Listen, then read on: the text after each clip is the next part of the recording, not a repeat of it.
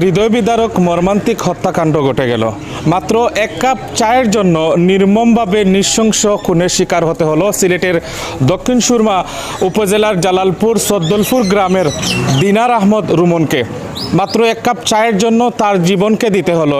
দর্শক, আপনারা জানেন যে গতকাল সকালে আনুমানিক 9টার দিকে সিলেটের কাদিরবাজার এলাকায় আপনারা জানেন যে একটি চায়ের দোকানে চাকরি করতেন জালালপুর সদ্দলপুর গ্রামের দিনার আহমদ রুমন।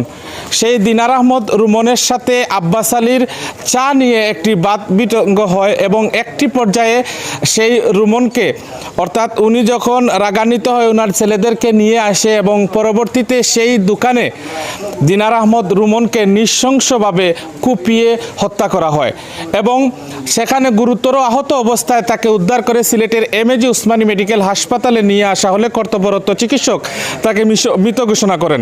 দর্শক, এই মৃত্যুতে পুরো সিলেটবাসী স্তব্ধ। মাত্র এক কাপ চায়ের জন্য দিনার আহমদ রুমন হত্যাকাণ্ডের শিকার হতে হলো।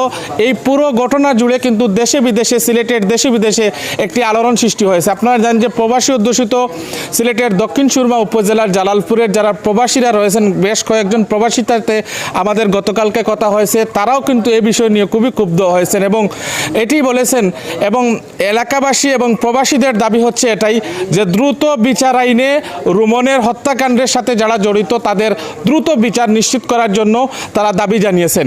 দর্শক, আপনারা জানেন যে এইসব হত্যাকাণ্ড মানুষের হৃদয়কে নাড়িয়ে দেয়। মাত্র এক কাপ চায়ের দাম মাত্র 10 টাকা, কিন্তু একটি মানুষের পরিবার, একটি মানুষের ফ্যামিলি।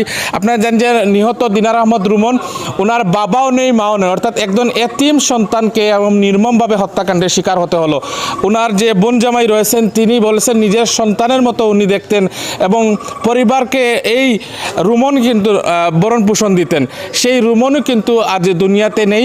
আজকে তাকে দুর্বৃত্তরা, অর্থাৎ আব্বাস আলীর ছেলেরা মিলে তাকে দোকানে কিন্তু নৃশংসভাবে এলোপাতারিভাবে কুপিয়ে তাকে হত্যা করা হয়। দর্শক, এই বিচারের দাবি কিন্তু পুরো জালালপুর সহ পুরো সিলেটের মানুষ, দেশে বিদেশে যারা রয়েছেন, এই সমস্ত হত্যাকাণ্ড মাত্র এক কাপ চায়ের জন্য দিনার আহমদ রুমন হত্যাকাণ্ডের দ্রুত বিচারের জন্য কিন্তু তারা আহ্বান জানিয়েছেন।